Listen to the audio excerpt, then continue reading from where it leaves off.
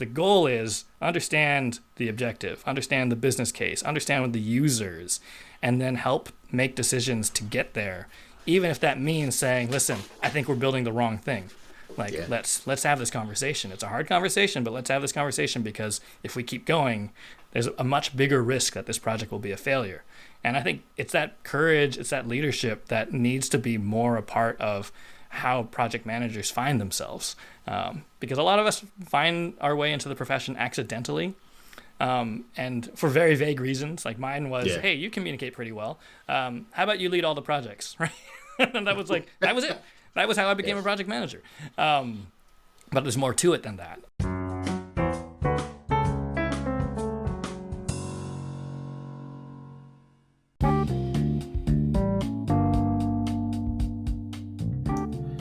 Hi and welcome to the Sunday Lunch Project Manager podcast for Sunday the 19th of November 2023. This is your host, Nigel Creaser. Today I've got the second part of my interview with Galen Lowe, the digital project management guy.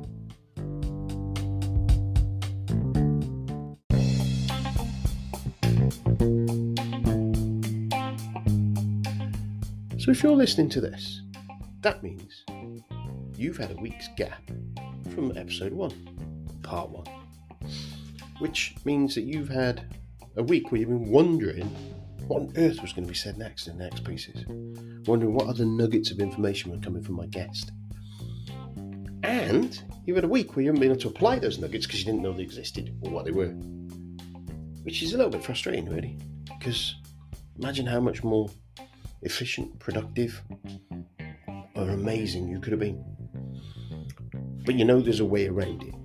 You know that you can pop along to Patreon, www.patreon.com/SundayLunchPM, or to Spotify, have a look at the feed, and there's a little lock.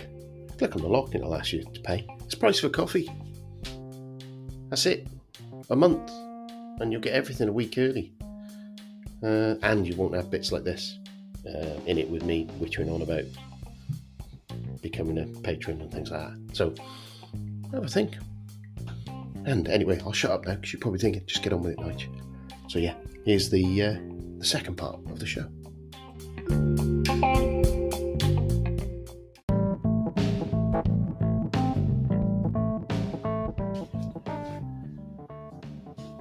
So I have a number of sponsors, affiliate links in the way that it's set up, that have kindly allowed me to share their services really.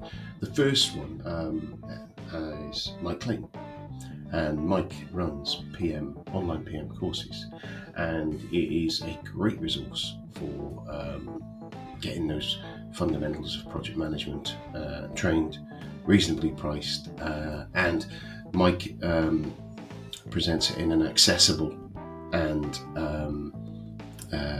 clear manner.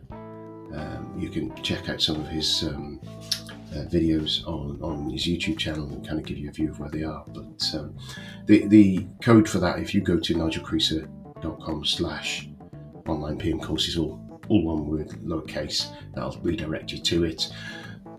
There's varying different levels that you can buy. You can buy individual courses, you can buy pathways as well if you like, and I get a kickback off those. Mike kindly shares me of that, so if you do jump on and use it, I hope you find it really useful.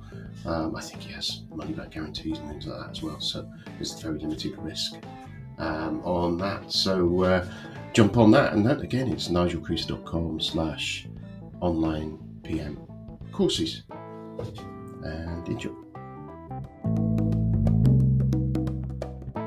And I think, if I had one complaint about sort of project management education in general and the culture of project management, I'd say that a lot of the time it's very technical. It's kind of like, do as you're requested. Find a way to do that thing that you've been asked to do.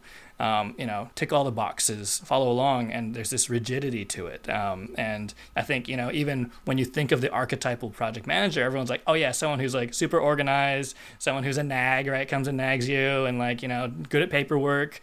And actually, I've never found that those things are the thing that make a good digital project manager for sure. But I think any project manager, I think it's about communication. I think it is about being organized, but organized with intention. I think it's about understanding what the mission is, not just like, you don't get the mission brief, you don't get your Mission Impossible thing and go like, as long as I do all these steps, everything will be fine. We'll get the villain, should be okay. Like the goal is understand the objective, understand the business case, understand what the users, and then help make decisions to get there. Even if that means saying, listen, I think we're building the wrong thing. Like let's have this conversation. It's a hard conversation, but let's have this conversation because if we keep going, there's a much bigger risk that this project will be a failure. And I think it's that courage, it's that leadership that needs to be more a part of how project managers find themselves. Because a lot of us find our way into the profession accidentally, and for very vague reasons. Like mine was, hey, you communicate pretty well. How about you lead all the projects, right? And that was it. That was how I became a project manager. But there's more to it than that. And I think we shoot ourselves in the foot sometimes, thinking and appreciating some of the more traditional, what some people might say, technical or hard skills of project management, make a good schedule, like do good resource management. Yeah, absolutely. But what is the bigger wrapper around that? I think we need to understand that. And I think, that's really where I'm coming at it from in terms of digital project management, especially the lens of, in the 90s, we were making Flash animation websites. Like, it was not serious at all. But guess what? It's serious now. Like, we are building, government services, healthcare infrastructure, like the digital service, digital transformation side of things. Like, this is serious now. And we need to stop thinking about ourselves as, people who tick things off of a list and job done, the iron triangle. I did it. I did my job. And we need to start thinking more about my job is actually delivering value. And I know, PMBOK 7th edition is very much oriented around this, and I can see the transformation taking place. But I do think it needs to happen faster in the sense that the skills we should be honing are collaboration skills, right? And these human skills. And, frankly, a lot of the stuff that we valued before, great note-taking, scheduling meetings, just putting together an agenda. In the green room, you and I were talking about AI and, is it a threat? What can it do today that it couldn't have done, 3 or 4 years ago? And not only do I think it's beneficial to projects, all projects, but definitely digital projects, to kind of hone this leadership skill and this instinct and judgment and be strategic, but also you kind of have to, because guess what? The other parts of the job are getting automated, we've got tools that do that now, and take that as a sign that you ought to be focusing on other things rather than lamenting the idea that you wish you could make your own Gantt chart, but unfortunately there's this tool that does it now. Where's the add value? What is it that I can add value? Where's the art? That's exactly the thing that we talked about music before in the art, and you can learn to play guitar, you can learn to play drums, you can do the scales, you can do all that stuff. But actually, when you watch, and I've got a friend of mine, he's an incredible guitarist, great musician, and he's a friend of ours, his lad was learning classical guitar, and he's playing, and he kind of, the words he used, I think, was kind of, that's great. Now you've got to learn how to do it dirty. Rather than, if you want to play clean classical, that's one thing, but then that little bit of extra on there. And another example of that I watched, there was a TV show on the UK which was called Guitar Hero. And essentially it was like, what they called a pop idol and those sort of things. But they were guitarists and in different genres, jazz, classical, rock, and some of the percussive stuff. And there's a guy called Milos, who's a classical guitarist, incredible guitarist. The guys in his group, because he was like their coach, and the guys were playing, and they were brilliant. I sit there, I was absolutely in awe watching these guys do it, and they're playing some classical standards. And this Milos picked the guitar up and said, when you're doing that, if you do this, and you change that, and you change that, and then he took it to another level. Right. Like, it was incredible, and there was just above everything. But you couldn't imagine someone doing it better than that. So where I'm coming from is that me as an amateur would learn something, and it's kind of you learn it. You can get better. You can get better at it. You can, and it's those fundamentals you need, but those aren't the things that make good music. Those are the things that make mediocre music, or sometimes not very mediocre, not very good music, just dull sort of things. But that that art on top of it, that communications, thinking ahead, strategic thinking, and that bravery point you made, I think it's absolutely spot on. Being willing to go to the sponsors, the project board, as a project manager, and say, you should stop this project. And as a business, if you're a project management business delivering for that board, it's even harder, because you've got you've got your bosses going, we need that revenue. These people there going, we need that thing, we think. But then you go there, your business, understanding their business, and going, your business and your industry means that if you carry on with this, you've got a white elephant. You don't need it. Stop.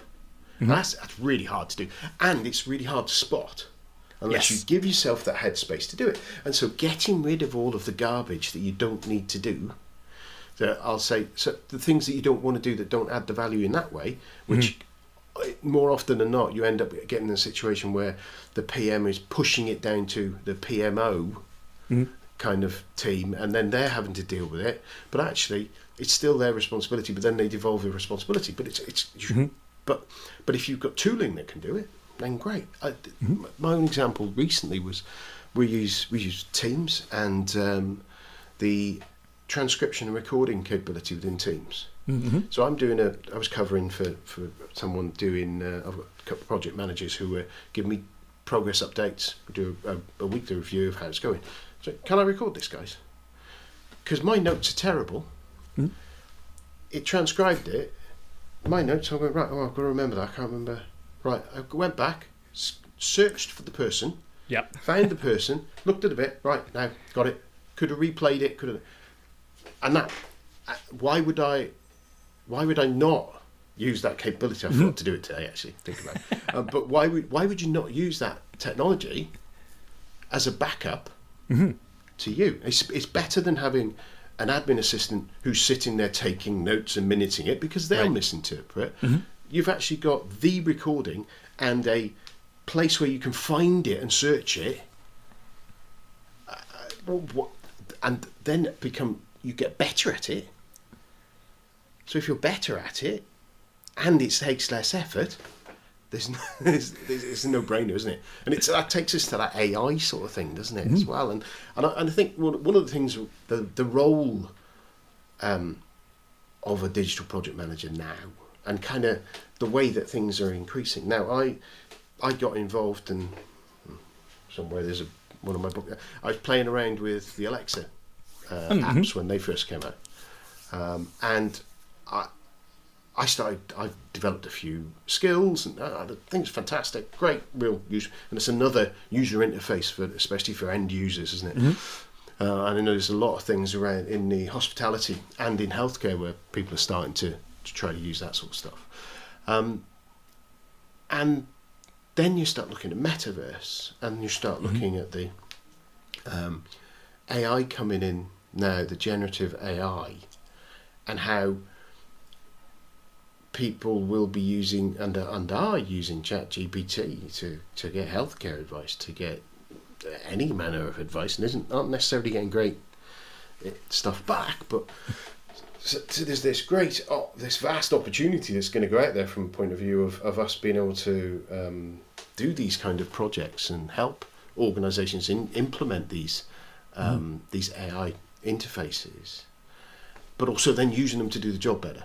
Do the job quicker and do the job easier, and replace the bits that, as you say, are non-add value.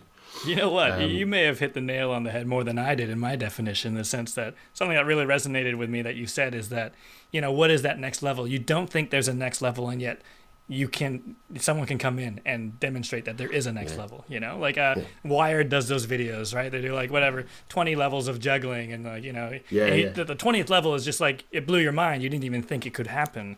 And I think the nature of digital, like a digital mindset, is that there's no final level, there's no big boss at the end. You can't be at the top of your game. You will never be at the top of your game. There's always something happening that's new. And I think you hit the nail on the head in the sense that, yes, mixed reality is a user experience. Audio, like a conversation, is a user experience. They all have business implications, right? I mean, like, how quickly was it that, your Echo Dot and Alexa could help you order something off Prime, right? You could be like, oops, milk's almost done. Hey, order some more milk. Like, it already immediately had technology, a user experience, and a business component.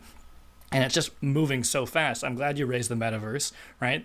There's a whole different experience, beyond what we think of as, like web, that is still pixels and code and people, and, it will change. It's already transforming the way, folks and businesses sort of train, especially in jobs where training would involve flying them to some remote location into a facility where then they have to learn like all the dials and gauges at the dam that they're operating.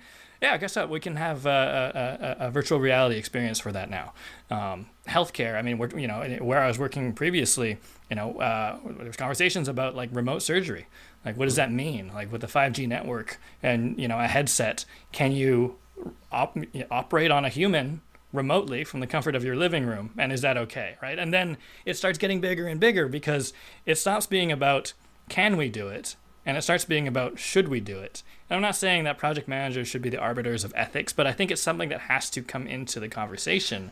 Well, it becomes part of, surely that ethics kind of thing, and AI, using AI, surely at some point becomes part of the governance discussion within the project deliveries. Mm-hmm. And it needs to be something that goes in there and goes, right, okay, what's the moral?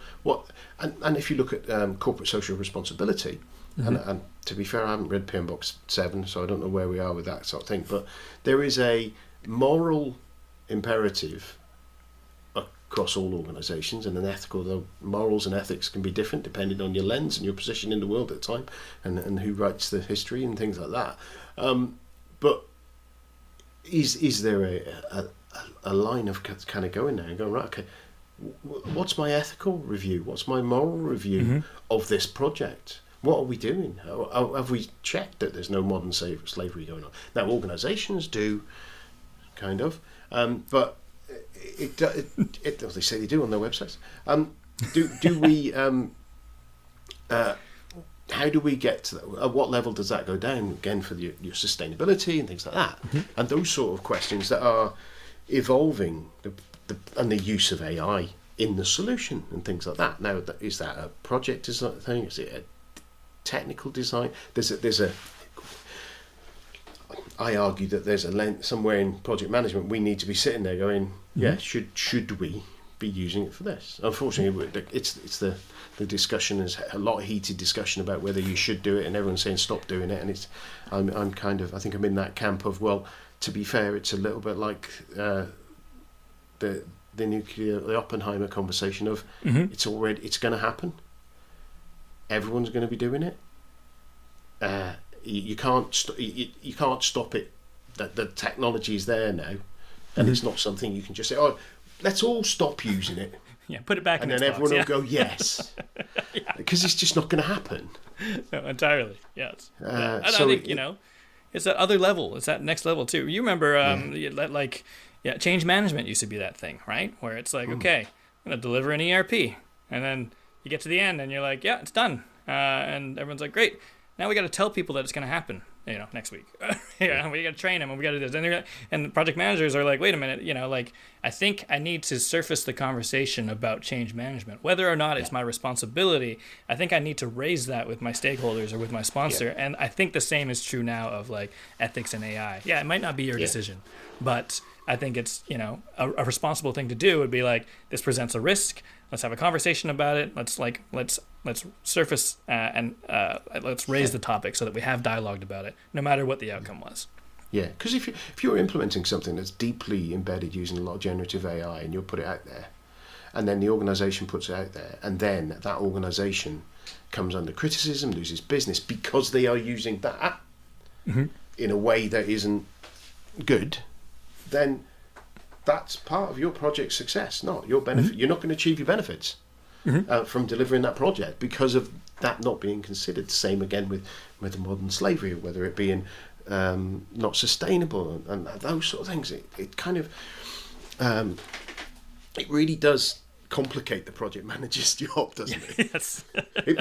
And that's why I think it's sometimes I don't know if you have this mindset or whether you see people with or without it, that business ownership, that responsibility, when you're not just doing that time cost quality triangle, when that isn't your measure of success, when it's much wider than that, and you recognise that, and it's your project is your business that you're running, and your business has more than, and we go back to the stakeholder competition, has impact on the people you're buying from, the people you're selling to, the people who are using it, the people who might use it in 100 years, whatever.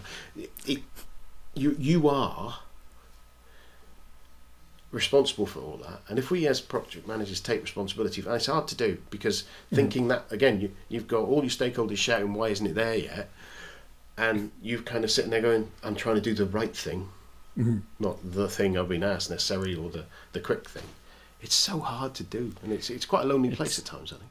Oh, and lonely is, I think, the right word, and I think overwhelming would be the other, because I think, already project managers are individuals who, manage and lead by influence because they don't really have the formal authority. Sure, maybe you have your charter and, you flash it like a badge and you're like, I get to tell you what to do today. But it's not real, authority. No. But then that accountability to, to create something and think outside of, when your project starts and when your project ends.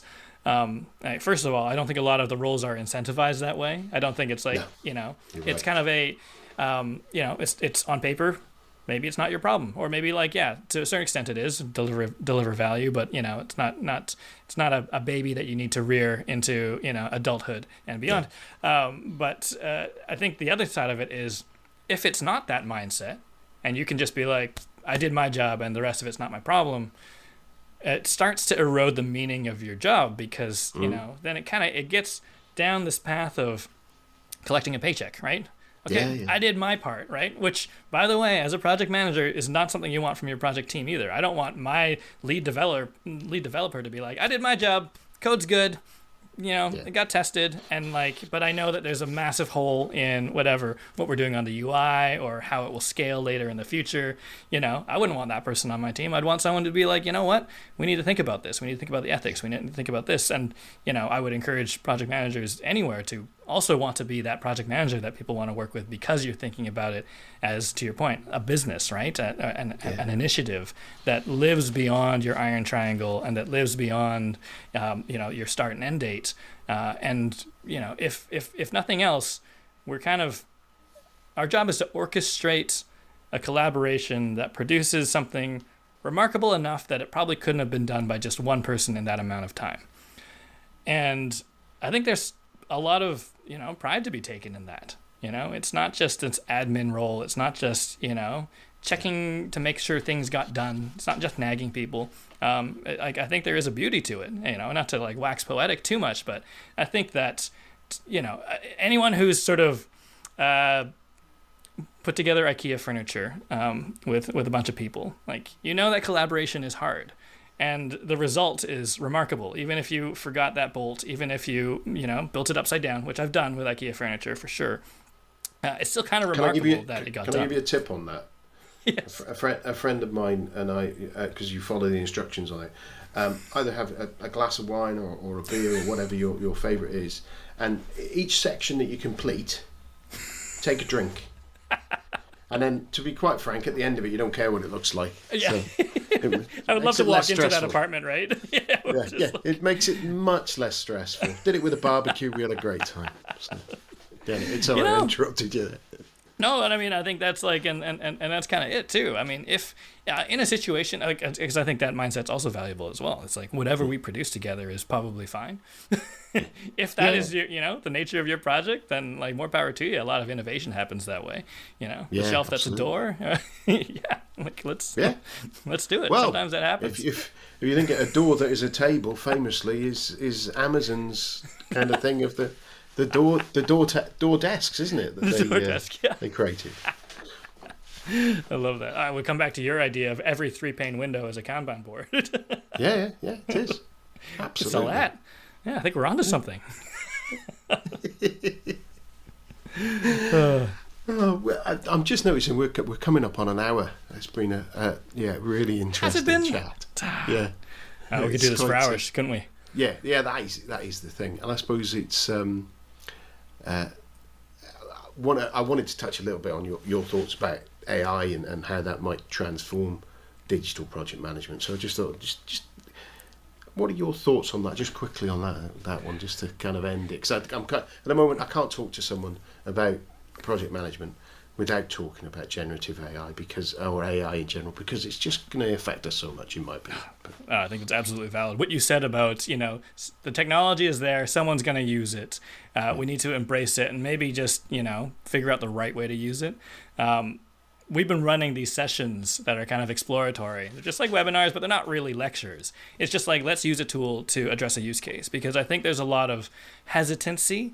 I see a lot of tools out there, and I see a lot of project managers, they'll like use it like as a joke, or they'll use it to like, whatever, plan their dinner. But they're not using it seriously yet because, frankly, they're afraid. They're afraid that it's going to take their job. They're afraid that it's going to do their job wrong and they're not going to catch it. They're afraid of a lot of things. And part of it is we just want to establish comfort with the tool so that we can move past that hesitation and figure out what the other challenges are beyond that. So we've gone through use cases like, project kickoffs, right? Like planning that agenda, scheduling a meeting, putting together a really good project brief or a project charter. We did one on creating realistic project plans. Like, okay, how can we schedule things? How can we do resource planning? And really what I found is this. I found that most project managers I talk to wish that they could be more strategic. Mm-hmm. And then this comes in and everyone's like, oh, do I still have a job? And I think the subtext here is, yeah, you have a better job now. Remember how you wanted to be strategic? Guess what? You don't have to spend all that time doing the low-value admin stuff anymore. But you do have to develop a different muscle. And that different muscle is being able to look at something and find the gaps. We have this conversation going, and I'm sure it's common to a lot of folks right now, but, you prompt AI, and what AI gives back to you is a prompt for you. It's a conversation. It's not an output. And I think, the more we can look at it through that lens, the more we realize it's just like it's just that catalyst. It's that thing that accelerates you towards your goal, but it's not going to do it for you, and it's not going to replace you. What it's actually trying to do is give you a starting point to then look at it and go, okay, what about this is wrong? Just like if you had, a mentee or a co-op student, and you're like, please put together the project schedule, resource a team. And you're going to have to look at that and go, is it right? And not just, it's probably right, and just, give it to your stakeholders. Like, you would never do that. And I think that's where we need to kind of come at this point, is that it's not that AI is trying to replace, AI is trying to assist. And you still have to do the work. But for everyone who was like, I wish I could be more strategic, yeah, this is your answer. It's here for you so that you could be more strategic. But ball's in your court now. Ball's in your court, because now you need to do something about you. And it's something we focus on in our course as well, because sure, I can teach folks how to write a status report. What's in it? What do you need to, what should you write? But also it's the nature of like how, right? That style, like what you're talking about with guitar. There's that saying that, tone is in the fingers. You can play all the right notes, but that's not going to help you. You need to be able to convey that emotion. You need to communicate. You need to reach your objective. And I think that's like, again, I'm harping on project management education, because I see it happen a lot in universities and other institutions and other formal education, Udemy, YouTube, and it's all kind of like, here's what you need to do. But I think the answer is, here's how you need to be thinking about what you do, because it's bigger than what you think it is. And as long as you can keep finding that next level, like, here's your chance. Here's your chance to not spend an hour, making a meeting agenda. Or to your point, here's a chance for you not to take notes during a meeting, or find someone to take notes during a meeting, and just be in the meeting and like plan and have a voice and be strategic and like be that strategic person that you wanted to be. But the thing is, the training that we mostly get is not that. No one trained me how to have that conversation to say, that project that is my livelihood, we should cancel it. Like, nobody taught me to have that conversation. That wasn't part of my training. And I think there's a gap. So I guess to sum it all up, I'd say AI is here to help. We need to embrace it. We need to understand that it's not going to replace something. It's a conversation that we're having with our tools, and that we now need to go back and look at how we've trained ourselves to do our job. And are we actually grooming the next generation of project managers to do the right things? All of our curriculum are, kind of the same, right? It's like project planning, like estimation, budgets, status reporting, risk. We need to take that all up a level, because a layer of AI is going to come in and make some of those lessons a bit irrelevant. But it doesn't mean we just throw them out. Now we need to teach the next level of that. Risk management conversations, right? Risk management, like assessment, analysis, things like that. Anyways, I think it's here to help. I think we need to embrace it, at least for the time being. Famous last words maybe, right?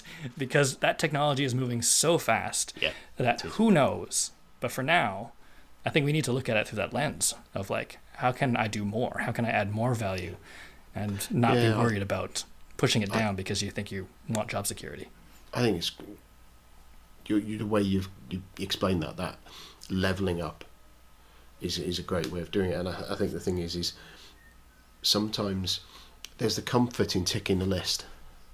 Mm-hmm. We've all had those times where you've sat there because something's really hard and you'll be doing a plan, and actually at 5 o'clock updating the plan, ticking off some stuff, and then going home is a cathartic thing, because it's not that hard, it's not that difficult, it gives you a sense of achievement. What you really should be doing is thinking about that risk that might come 6 weeks, 8 weeks down the line, and you can head it off, but that's going to be a really hard conversation with Joe. But and that's where I think the thing is that the people who will thrive will be the ones who are willing to recognise that actually that's flexing that muscle. We're going to be dealing with those sort of things more often than the mundane things that are straightforward, tick, tick, tick, and not stress. I think it's going to be more for me, I think it's going to be more two sides of it, more intense activity from a problem solving or risk solving and things like that. But also, we've got to learn to go, we haven't got to be doing something every day, every minute. We need to go sit there and go, right, I need a block of time where I'm not doing, I'm thinking, I'm imagining, I'm solutioning, I'm trying, and you're going to be in that situation where you've got a conversation with a stakeholder, rather than printing the report, picking it up, or not these days, emailing it, jumping on the Teams call to be able to talk to them, that you've sat there and you've spent half an hour working out how you're going to say this difficult thing, have this difficult conversation, and think about that difficult conversation, because quite often because if you think about it, having difficult conversations, doing presentations, the one thing that you get taught on every course you go on is preparation, is thinking about it, what it's going to do, thinking about where you might go. I was on a course, the course thing the other day. I was looking there because it was on my board, but I had to rub it off, and it had a process for going through sort of dealing with a conversation and things like that, and it went step by step by step by step, but you do it before, you don't do it in it. Yes. But often you don't do that, and I think that's where you then, by getting rid of the mundane, the less critical stuff, that gives us headroom to do that. The difficulty you've got to do is fight our management team and be able to go, right, they can do twice as much now. Right. So you end up still that. You've still got to keep that space for us to be strategic. You can't just act strategic. You have to be strategic. I think. We can even bring that full circle, because I think we abuse the word strategic and we bring our own baggage to it, and we all have our assumptive interpretation of it. Yeah. But fundamentally, it's like having a strategy. And guess what? For most people, their interpretation, that means pre-thinking about something, right? You can't really be... I think a lot of people think of it as like, oh yeah, like I just want to have a stronger profile at work and like, have more say in things. But like that's not really it. It is about having a strategy. It's that pre-thinking, and therefore, the thinking is the value, and the doing is part of it as well. But it might not be the highest value thing. And I definitely hear you about the whole, it needs to line up with how organizations are led, in the sense that, this doesn't mean, like now we can do twice as much work. I think we can do work that's twice as smart. That might take some transformation. By being twice as smart, though, in theory, it feeds back, because then that gives you twice as much capacity, because you're not spending all your life firefighting. So there you go. That's what I hope. Anyway. Well, Galen, it's been an absolute pleasure to talk to you. If people want to get in touch, want to find out more about you, what's the best way to do that? Check us out on the web. Head over to thedigitalprojectmanager.com. We've got loads of articles. We can't help but share information. So, we're trying to drive the conversations about hard skills and, human skills, all the nuanced stuff that's going around us, that's trending in our space. We've got our members community there. I run a certificate program for digital project management training. So if you're somebody who has a project management background but nothing in digital, come on in. If you're someone who's digital but you don't have project management training, I think this is for you. And I have modeled it on a lot of what we're talking about here, in the sense that, there's different skills, not just the technical skills that you need to learn to be a good project manager. And then for fun, we've got a YouTube channel and we're on Instagram. We try and have as much fun as possible with something that a lot of people find quite boring. So if you're kind of still wrapping your head around project management and it seems really dense and, beige, check us out, the Digital PM. And then YouTube, I'll throw you the link because it's longer, but maybe we can shove it in the show notes. I'll stick it all in the show notes, it'll be there. Well, that's brilliant. So, thank you very much. As I said before, it's been a fascinating conversation. I knew it would be. And I think we've probably got about another 4 hours worth of conversation that we can have. But unfortunately, you've probably got other things to do, and I'm going to have to go to bed eventually. So there you go. Again, thank you, and have a brilliant rest of your day. Thank you. It's been a pleasure. Cheers.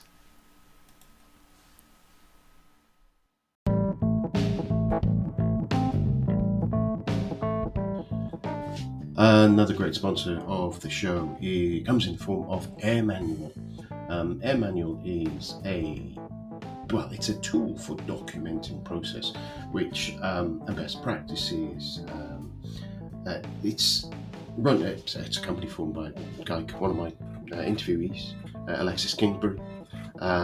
Essentially, and I kind of summarised why my view of where we see documentation, and my experience has been people will document something, a process, they'll put it in a Visio diagram that gets loaded onto a SharePoint site or something similar, and then a bunch of that. So then once that diagram's been shared with senior management, they're happy they have a process in the business. But then the detailed procedures underneath it might be in Word documents, just poorly kept and not linked easily and not updated. And what AirManual does, it allows you to put in it's a tool for doing this kind of thing. You whack it in, the service in there, get in there, put in your process, your flow, and you build it down to as low a level of detail, even to the point of checklists where people can check off they've done it. So it creates that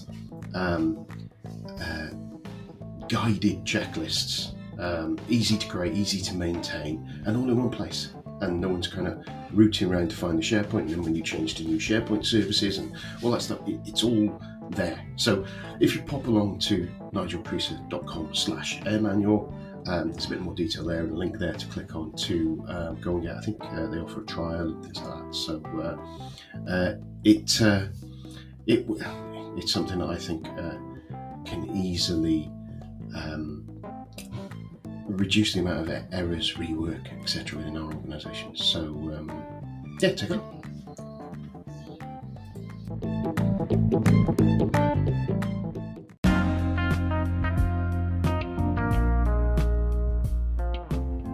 Well, I hope you enjoyed that second part of the interview with Glenn. And next week, I have got Glenn Parker on the show. We're chatting about leadership in a time of crisis. So come and join us and have a great rest of your day.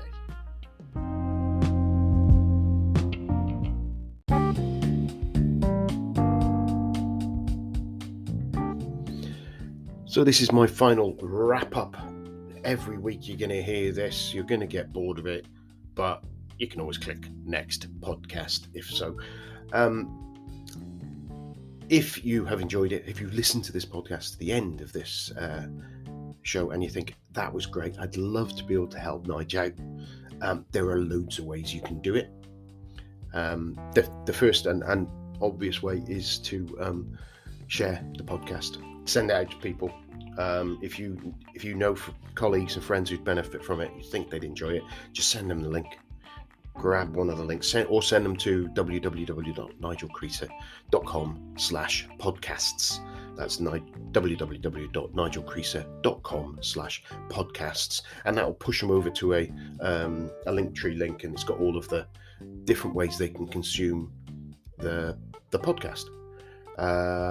If you are feeling generous and have a big bag of cash, you could grab a copy of one of my books. Obviously, they're available in all the usual places, in print and digital.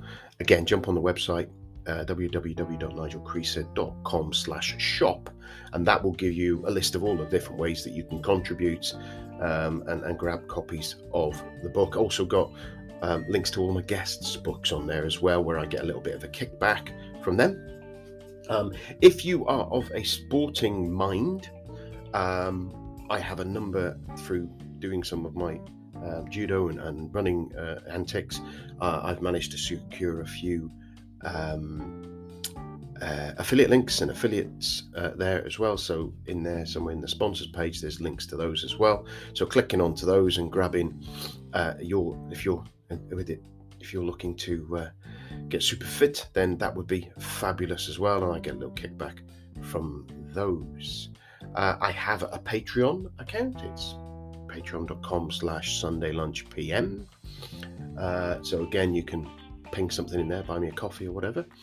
And finally, obviously the most important is coming back, listen again, because the more of you that come back, the more visibility I get, because there's more times that it's downloaded and all the SEO works and things like that. So yeah, that's it. So if you can help me out, I would be much appreciated. If you can't, don't worry about it. Thank you very much. Cheers now. Bye.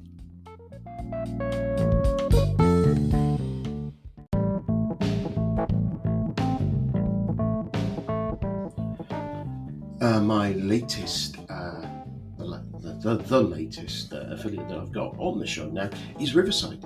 I use Riverside to do my interviews, Riverside FM. It kind of offers you a whole, if you like, micro studio management producer tooling and goes beyond that. Has a really good free layer. And I've been using it for a while now. I find it really good. When I've had issues, even though I'm not on one of the higher paid levels, the support has been quick, responsive and of high quality, and people keen to help me. The organisation seems really good. The product seems really intuitive. And quality is really good as well. And it's a clever way of doing it is when you're recording through your browsers, so you've not got loads of desktop resources being used compared to some other products that I've used. And what they also do is they stream a lower quality version of it up onto as you're doing the interview, so you're not burning bandwidth while you're doing the interview and potentially impacting on the quality of the conversation. And then at the end, it uploads it, the higher quality from your browser. It's just a really good way of doing it. So if you are thinking of doing a podcast, know someone who's doing a podcast, I would recommend using this tool. I found it really good. Best of the tools I've tried using to date. And you can get that at nigelcreaser.com/riverside, and that will redirect you to my kickback page on their site, and there I will get a little kickback from them. So take a look. Thanks. Well, it's goodbye from me, Nigel Creaser, and it's goodbye from him, the Sunday Lunch PM. Goodbye.